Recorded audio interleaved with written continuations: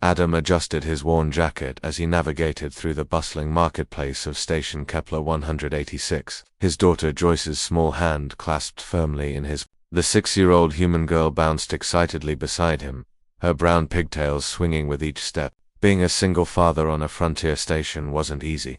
But moments like these, watching Joyce's eyes light up at the alien vendors and their exotic wares, made it worthwhile. "Daddy, look." A Threscan juggling plasma orbs. Joyce tugged at his sleeve, pointing toward a 4-armed merchant performing tricks to attract customers. Adam smiled, steering them through the crowd. He had moved to this remote station 3 years ago after his wife passed, hoping the fresh start would help them both heal. Life as a human engineer among dozens of alien species had its challenges, but humanity's reputation for adaptability and resilience opened doors that remained closed to others.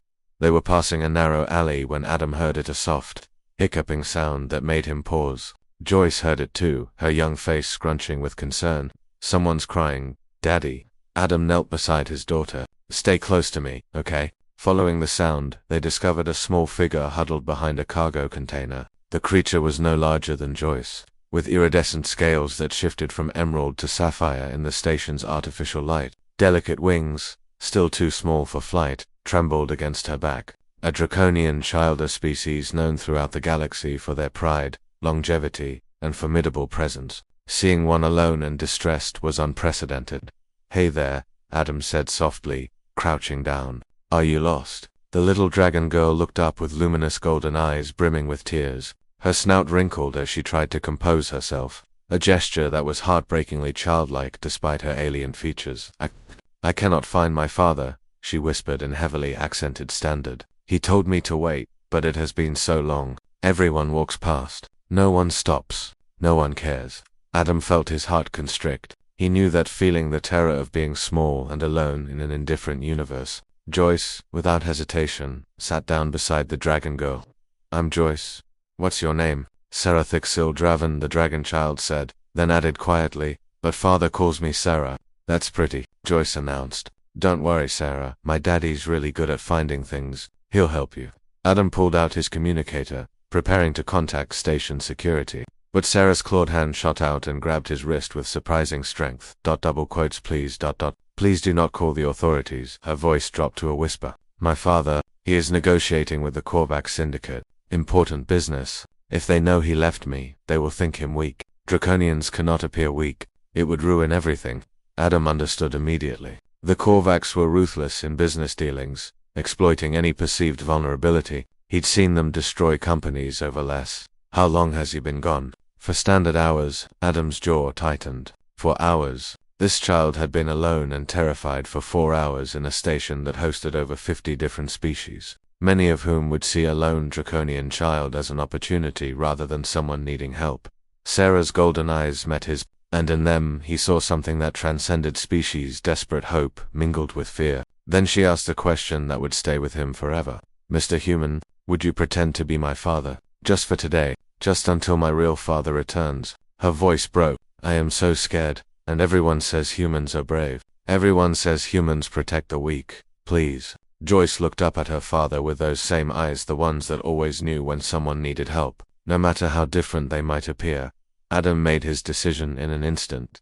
"Sarah, I can't pretend to be your father," he said gently, watching her face fall. "But I can be exactly what you need right now, someone who'll stay with you and keep you safe until your dad comes back." Dear relief flooded Sarah's features. Deal for the next 3 hours. Adam, Joyce, and Sarah became an unlikely trio. Adam bought them all food from various vendors. Joyce insisted Sarah try human ice cream, which the dragon girl declared magnificently cold and confusing. They explored the market together, with Adam keeping Sarah close while maintaining enough distance that any observers would simply see a human. With 2 children rather than draw unwanted attention, Sarah gradually relaxed, her natural draconian curiosity emerging. She asked endless questions about Earth, about humans, about why Adam's species seemed so determined to befriend everyone they encountered. Joyce, in turn, was fascinated by Sarah's scales and made the dragon girl laugh by trying to pronounce her full name. "Your species is strange, Mr. Adam," Sarah said as they sat on a bench overlooking the station's observation deck. Stars wheeling past beyond the transparent aluminum. Draconians are taught that strength means standing alone, But you humans, you find strength in standing together, do you not? Adam considered this. One arm around each girl. We learned the hard way that alone we're fragile. Together we're unstoppable. That's not weakness, Sarah. That's wisdom, father. Sarah's sudden cry made them all jump. A massive draconian male approached, his scales darker than Sarah's, his presence commanding attention from every being nearby. His eyes locked onto his daughter, and Adam saw something remarkable: naked relief before the traditional draconian mask of composure slid into place. Sarah ran to him, and the great dragon scooped her up, his facade cracking as he held her close. Then his gaze fell on Adam, and the human stood, meeting those ancient eyes steadily. You protected my daughter. Any decent person would have.